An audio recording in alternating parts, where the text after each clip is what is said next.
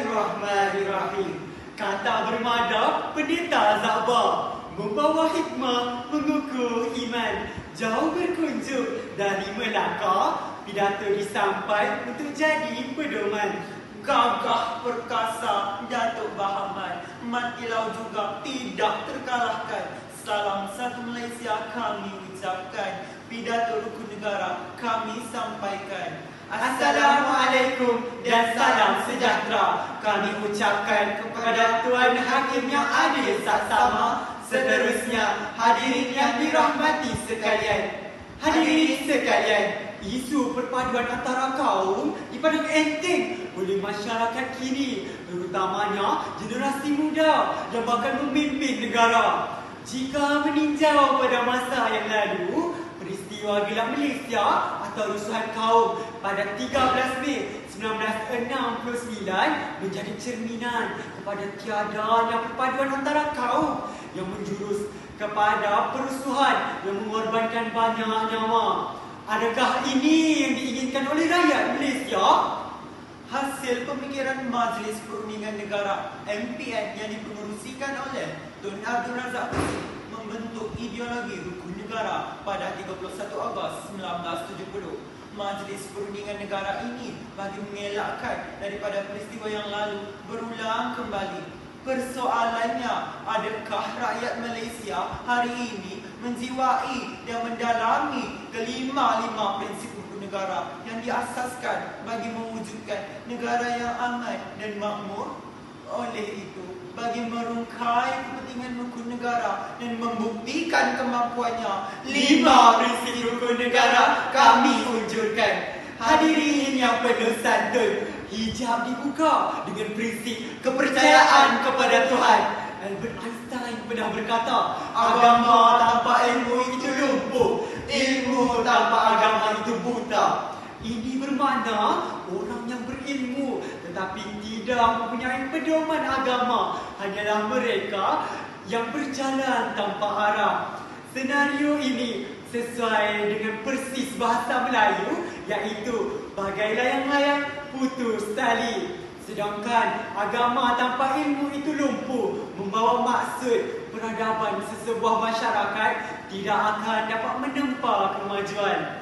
Mendalami lagi prinsip ini, ketiadaan agama boleh meruntuhkan kepribadian seseorang, sesuatu bangsa dan juga negara. Dengan ini, kita dapat menyimpulkan bahawa agama menjadi tonggak kepada negara yang aman harmoni. Hadirin yang dirahmati, sesebuah negara yang berdaulat wujud dengan adanya hubungan baik antara golongan pemerintah dan golongan yang diperintah. Hal ini dapat dikaitkan dengan prinsip kesetiaan kepada raja dan negara. Misalnya, sistem raja yang diwariskan dari zaman Melayu Melaka yang menjadikan zaman tersebut sebagai zaman keemasan Melayu Melaka. Tuntasnya, rakyat perlulah menumpahkan taat setia kepada raja, walhal raja menjamin kebajikan rakyat terjaga seperti parang mata dua. Diteruskan lagi dengan prinsip yang ketiga, iaitu keluhuran perlembagaan. Prinsip ini memegang konteks supaya setiap rakyat mematuhi dan menghormati perlembagaan yang menjadi undang-undang tertinggi yang menjelaskan sifat-sifat sesebuah negara. Tiada rakyat yang terkecuali daripada mematuhi perlembagaan ini bagi menjayakan konteks ini, kerana bak kata cendekiawan, hendak seribu daya, tak hendak seribu dalil. Dengan adanya perlembagaan ini, perselisihan antara kaum dapat dielakkan dan menjamin kesejahteraan masyarakat. Hadirin sekalian, beralih kepada prinsip yang keempat adalah berdasarkan prinsip kedaulatan undang-undang. Kedaulatan undang-undang merupakan prinsip perundingan negara yang menyatakan bahawa keseluruhan negara harus diperintah oleh undang-undang. Mengapakah negara perlu mempunyai undang-undang? Bulan kian terang, bayang kian jelas. Undang-undang diperlukan untuk mengawal dan mewujudkan satu masyarakat yang aman, stabil dan makmur, sekaligus menjamin kehidupan anggota masyarakat dapat bergerak dengan lancar. Hak semua rakyat boleh diamalkan dengan bebas asalkan tidak melanggar undang-undang dan perkara-perkara seperti mana yang termaktub dalam perlembagaan. Mereka yang melanggar undang-undang dan didapati bersalah akan dikenakan hukuman yang setimpal, dan hal ini bertetapan dengan aforisme ular dipukul jangan mati, Kayu pemukul jangan patah. tanah dipalu jangan lembab. Kesopanan dan kesusilaan adalah prinsip terakhir dalam rukun negara. Prinsip ini menekankan perkembangan personaliti dan tingkah laku seseorang yang bertujuan untuk membentuk warga negara yang bersopan santun dan bertata susila. Rakyat pada zaman Melayu belaka cukup terkenal dengan sopan santunnya, tak kira dalam perbualan harian maupun dalam menegur antara satu sama lain.